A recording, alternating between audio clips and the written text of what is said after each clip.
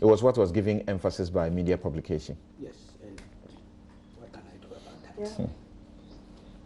See, some people have transformed the CSE into a kaka motobi. Yes.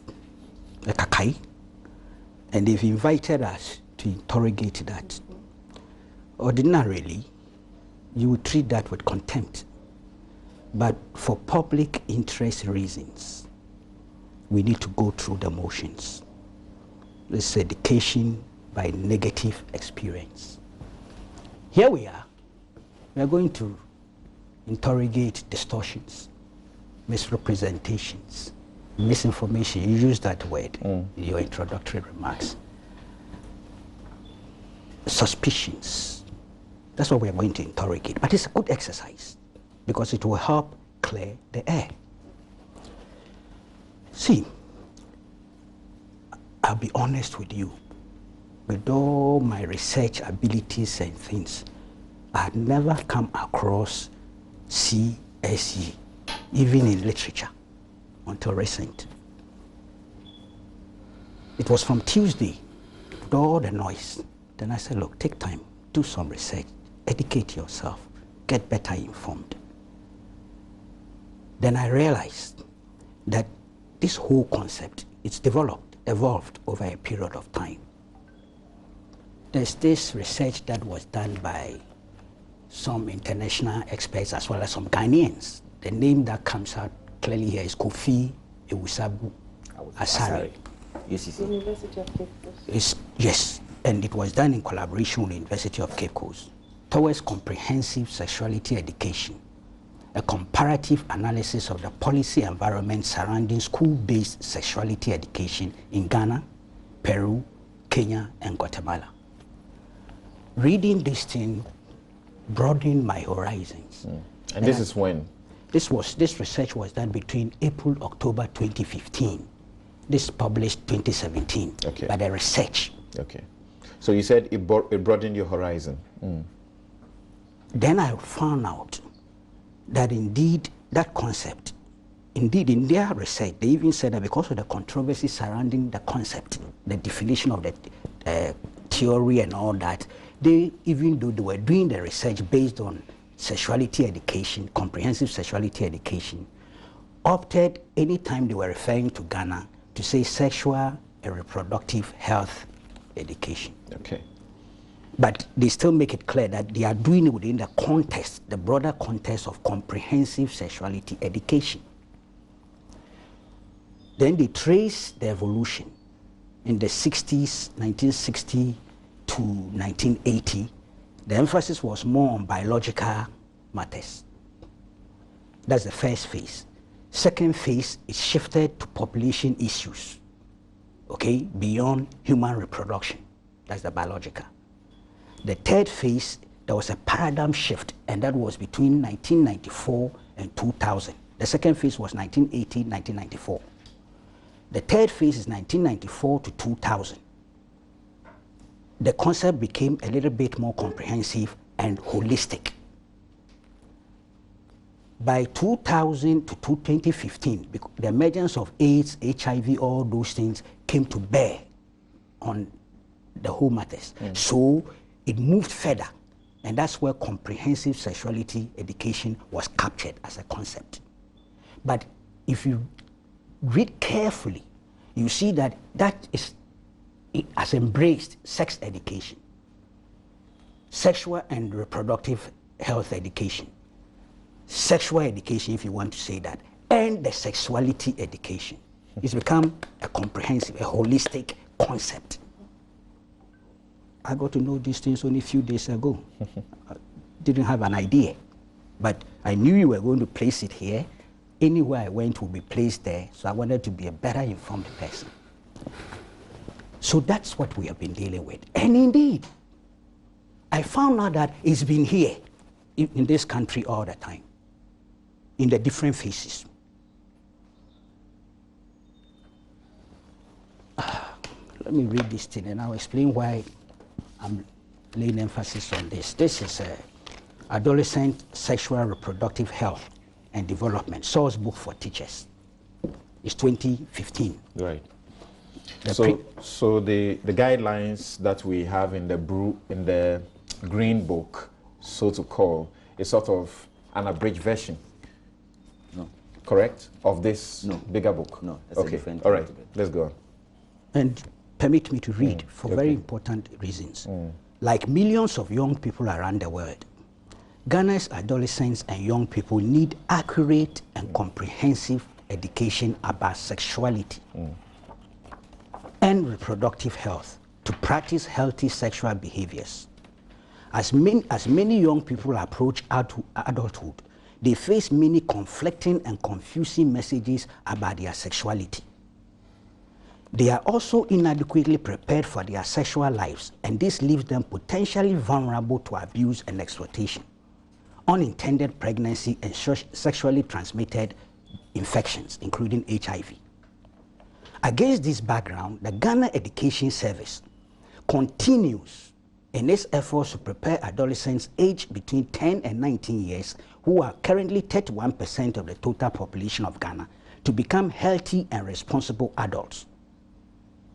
Following the National Population Policy 1994, the Adolescent Reproductive Health Policy 2000, all currently being revised, and the Ministry of Education Strategic Plan 2010 to 2030, and this is critical, a revised curriculum with integrated sexuality education, did you hear me? Yep.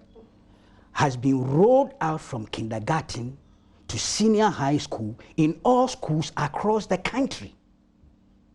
In Ghana, sexuality education is integrated across relevant subjects within the schools, they repeated it, within the school's curriculum. Right. So this is not an entirely new animal we are confronted with.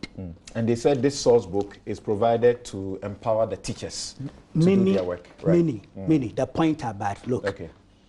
And I brought this book out, or I'm relying on it, not to say there's something essentially wrong with this book or the contents. Okay. So when was this book authored?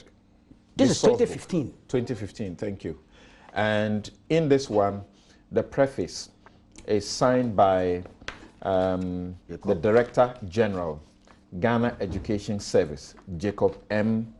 Moore. Call. It's Call. Yeah, okay. Yes, and you go through it, like I can't take the whole time. Factors influencing sexual drive, that sexual acts.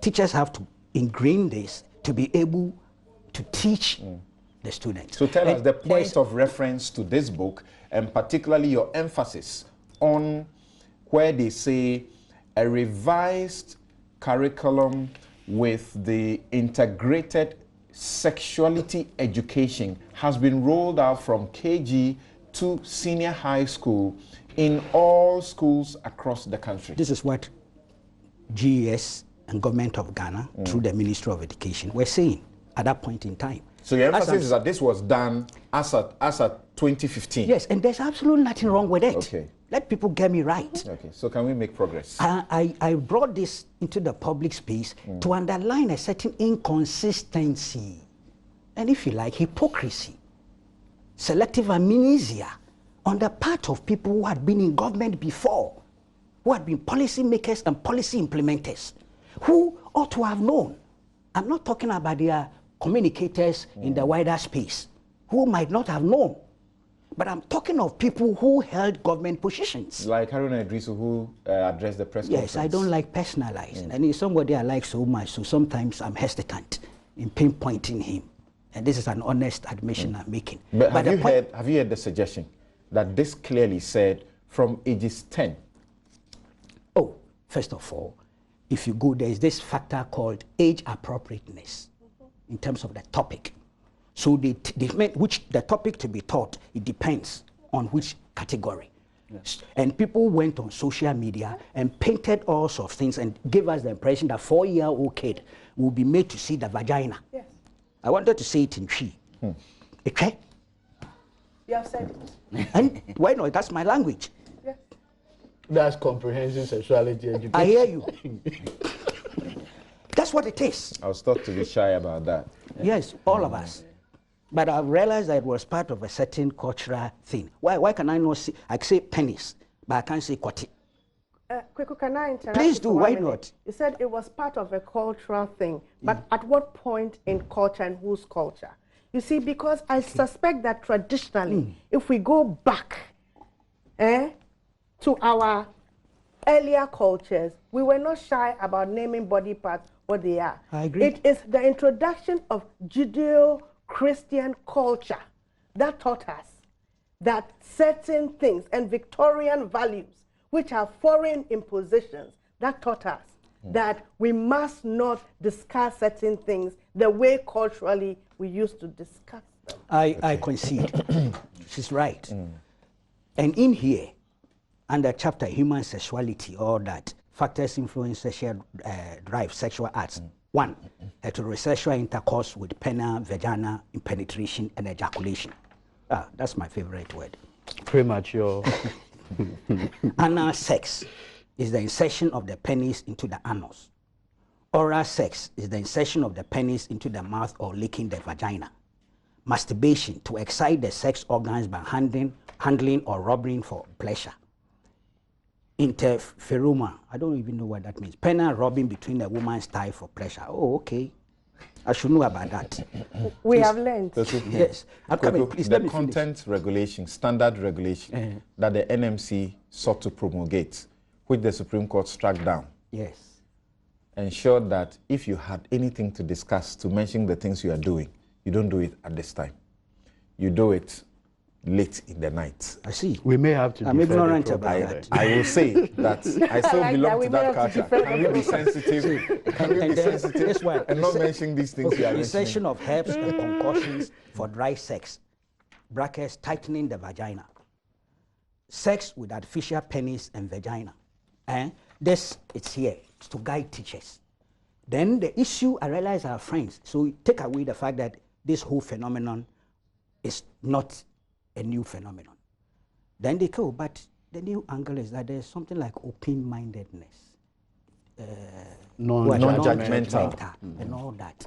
And look, it's legitimate for people to raise. If you don't understand something, you raise it. What you require is explanation to it. But before I do this, what I believe to be the explanation, in this same booklet, 2015 booklet. So in this, in the current one, Yeah. the guidelines that Matthew Poku Prempeh said had been launched, which is this green thing, it had been said that the purpose of the guidelines is to help teachers and other stakeholders, such as community-based organizations, to provide appropriate training and support for young people, specifically to help them acquire accurate and reliable information on sexual rights and reproductive health, develop skills for self-development and decision-making, sense of self-confidence, assertiveness, ability to take responsibility, ability to ask questions and seek help and empathy. And here's the discomforting part for these groups and religious bodies.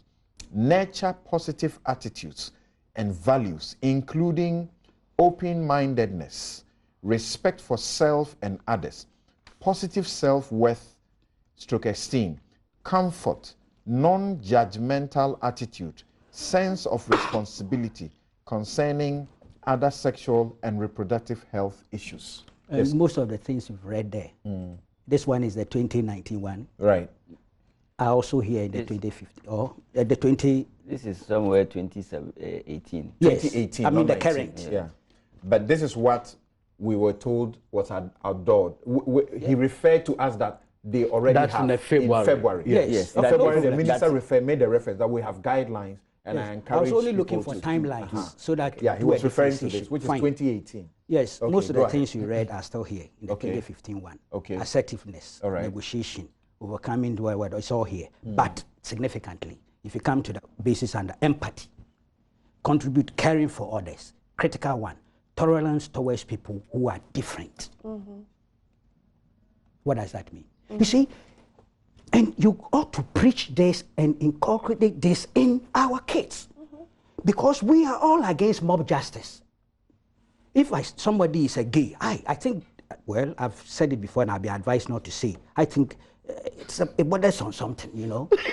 Why? There are too many women around. Why would I go for my fellow man?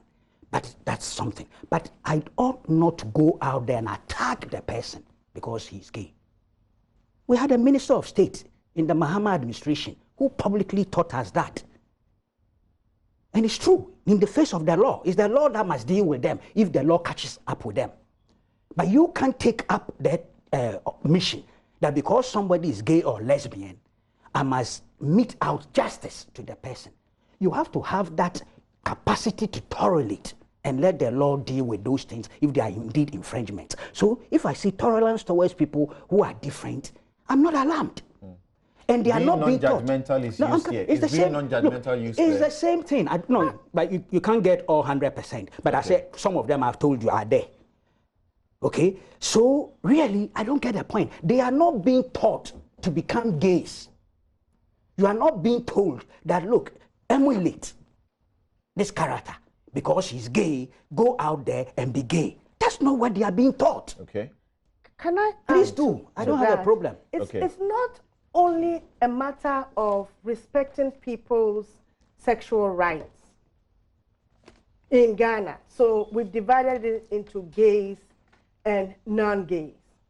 But we are also teaching our children to be open-minded and judgmental if they want to be citizens of this world. Not that they should emulate behaviors that go against their own convictions and their cultural norms.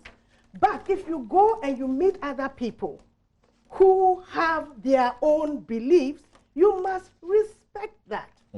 We often talk in binary terms, male, female.